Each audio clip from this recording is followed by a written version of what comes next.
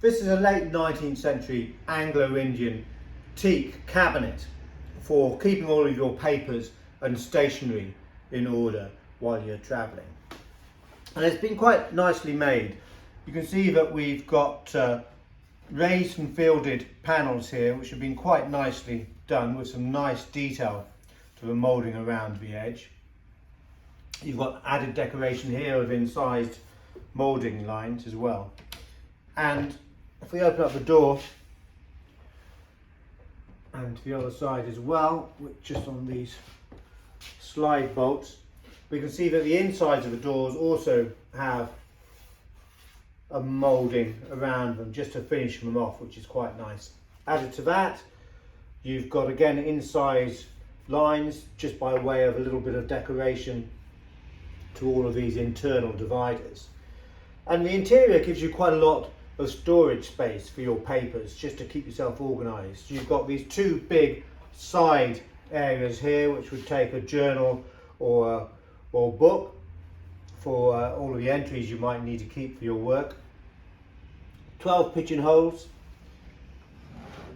and a drawer with a flush campaign handle. And again, even to the top edge of the drawer, you can see that they've incised some moulding lines.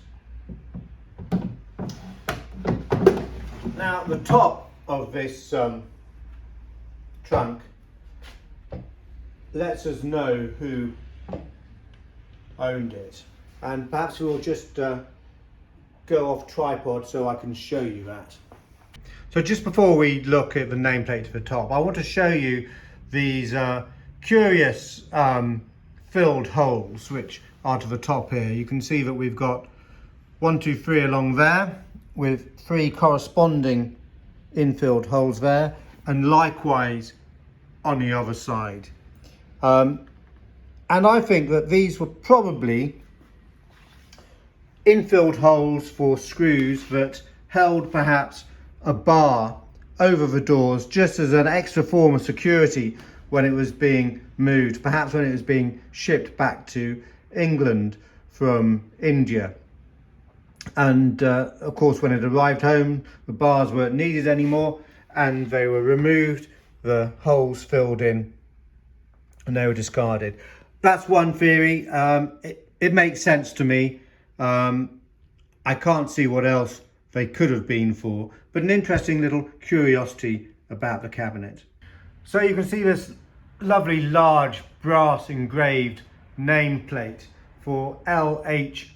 Lermit, and that's Lawrence Hosier Lermit, and he was born in 1859, the son of a rector, and he went on to become a priest himself, joining the Bengal establishment in India as a chaplain in the late 19th century. We know that he went to India by at least 1891, but it's likely that he was there before, and he stayed there into the 20th century before retiring incapacitated to come home.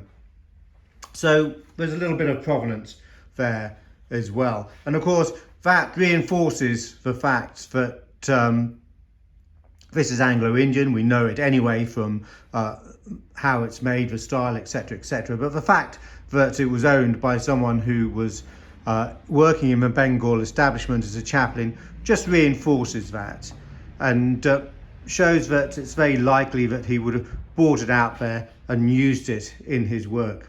So if we just walk around the cabinet a little bit, we can see the really quite nice inset brass strap works, which are on the sides there, going across to the top and on the bottom.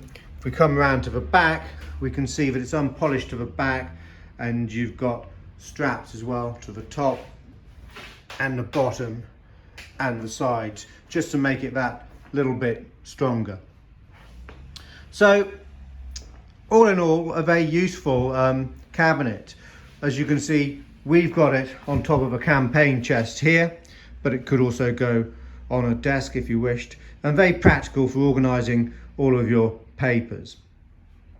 So to sum it up, it's late 19th century, made of teak, Anglo Indian, and belonged to Chaplain Lawrence Hosier Lermit.